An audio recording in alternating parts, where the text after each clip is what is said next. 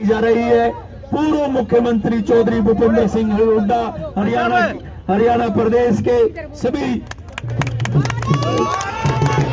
जय हो। राष्ट्रगान होगा, राष्ट्रगान भाई सभी नारे बंद कर दिए जाएं। राष्ट्रगान के लिए सभी नारे बंद कर दें और राष्ट्रीय गान गाने के लिए मैं गीता भारती से प्रार्थना करता हूँ। राष्ट्रीय गान जन गण मन अधिनायक गुजरात मराठा द्राविड़ उत्कल बंगा विंध्य हिमाचल जलते तरंगा तब शुभ नाम जागे तब शुभ जन गण मंगलदायक जय भारत भाग्य विधाता। क्या करें आज आप सभी हम गर्व महसूस कर रहे हैं कि हम भारत के 77वें गणतंत्र दिवस को कांग्रेस प्रांगण के अंदर मना रहे हैं। करें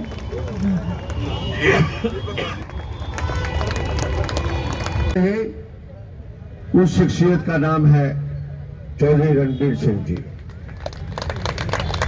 चौधरी रणबीर सिंह को हम इसलिए आज नमन करते हैं तो ये गांधीवादी नेता हमारे में जिनके कॉन्स्टिट्यूशन की जो ओरिजिनल लिखा गया था, आज पूरा देश गणतंत्र दिवस मना रहा है। देश आजाद तो 15 अगस्त 1947 को हो गया था और उस आजादी लाने में बहुत कुर्बानियां हुई, बहुतों ने कुर्बानियां दी, शहीदी दी। शहीद भगत सिंह जैसे आदमियों ने इतने शहीद गिनती नहीं है और बहुतों का नाम पता है। जैसे अभी चर्चा किया सभी ने, साथियों ने, यहाँ से भी बहुत सारे स्वतंत्र सेनानियों को नाम और उनका जो कुर्बानी थी उसका नाम पता है।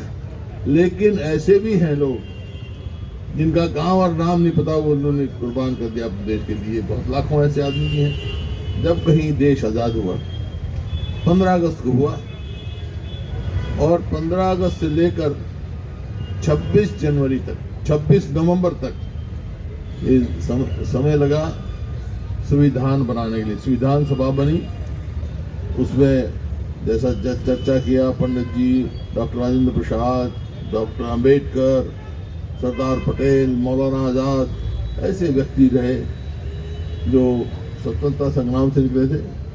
तो 26 नवंबर को संविधान का कार्य पूरा हो गया था।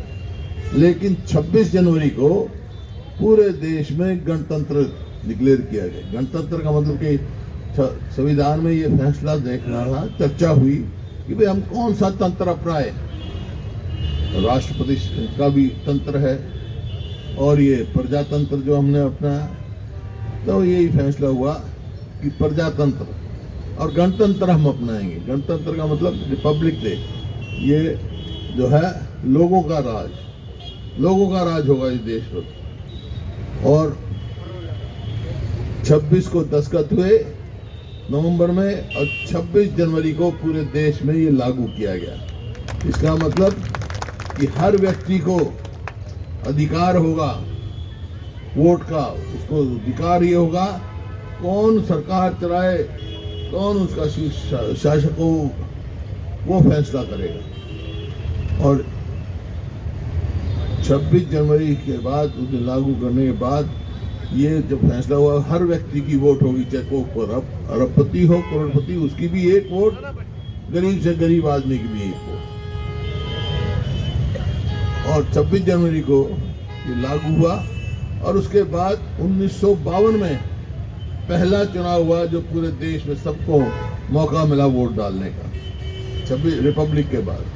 तो आज ऐसा शुभ दिवस है, इतनी कुर्बानियों के बाद हमने ये दिन देखा है। तो इस बात की आप सबको बहुत बहुत बधाई। और साथ ये भी देखना है ये कुर्बानियों के बाद क्या किया हमारे बुजुर्गों ने, संविधान दिया इस देश को। इस संविधान में सबका अधिकार है हर किस्म का। तो इस संविधान से कोई छेड़छाड़ ना कर पाए। ये संविधान नहीं रहा तो भाई प्रजातंत्र भी नहीं रहेगा। कुछ प्रयास हो रहे हैं संविधान से छेड़छाड़ करने की, वो हम किसी भी प्रकार से संविधान में छेड़छाड़ नहीं होने दें। ये संकल्प आप लेके जाओ यहाँ से, ये संकल्प होना चाहिए कि हम ये नहीं करेंगे। संविधान है, प्रजातंत्र है, जिसकी मेजोरिटी हो, बहुमत हो, सरकार बनाए, जो लोगों की सेवा करे, लेकिन संविधान से छेड़छाड़ ना करे। ये बहुत बड़ी शक्ति है जो हमारे बुजुर्गों ने, संविधान सभा ने जो देश के लोगों को दी है, यही एक शक्ति है कि वो करे। इस प्रजातंत्र को भाई प्रजातंत्र ही रखना है तो संविधान मजबूत करना है। अब महात्मा गांधी के नेतृत्व में देश आजाद हुआ। महात्मा गांधी ने क्या सपना देखा था? सब हमारे बुजुर्गों का क्या था? यही था, कोई हमारे देश में भूखा ना रहे, कोई हमारे देश में बगैर वस्त्र के ना रहे, कोई हमारे देश में बगैर छाया के ना रहे। वही मुद्दे लेकर जितना भी कांग्रेस का राज रहा, पंडित जी के टाइम से लेकर बाद तक, ऐसे ही नीतियां बनी। भाई जैसे अपना हरियाणा में पहले भी हमारे को मौका मिला, सबको 100-100 गज के प्लॉट दिए, मकान बनाने का वो दिया, किसान को जो है MSP का दिया ताकि किसान भी मजबूत हो। इस प्रकार से हुई। और जो ग्राम स्वराज, गांधी जी ने ग्राम स्वराज देखा था। ग्राम स्वराज का मतलब राम राज। अब राम राज कैसे आएगा ग्राम स्वराज के बगैर? वो मनरेगा लेके आई चीज। हमारी सरकार जो हर आदमी को रोजगार हो, कम से कम एक साल में 100 दिन का रोजगार हो, और उसके रोजगार के 100% जो है केंद्र सरकार देती थी और 10% स्टेट या पंचायत देती थी। पंचायत को ताकत देने के लिए, ग्राम स्वराज बनाने के लिए वो स्कीम लेके आए। अबे ये सरकार उसको भी बदल रही है, ये निजीकरण की तरफ चल गई। अब ये पहले गांव फैसला करता था कि हमारा क्या काम होना है, हमारी सड़क बननी है, गली बननी है, उसमें मनरेगा इस्तेमाल होती थी। अब फैसला गांव नहीं करेगा, ऊपर से फैसला करेंगे। निजीकरण हो गया, कोई बड़ा ठेकेदार आ गया, उसके यहाँ काम किया तो उसके दे दो, कोई मनरेगा लगा दो। ये चल रहा है। इसमें जो बदलाव ला रहे हैं ये हमारे को मंजूर नहीं है। तो इस वास्ते आपको भी तो संघर्ष हो, हमारा इसका साथ दो, ताकि गांधी जी का सपना ग्राम स्वराज का पूरा हम कर सके। यही संकल्प लेके जाए।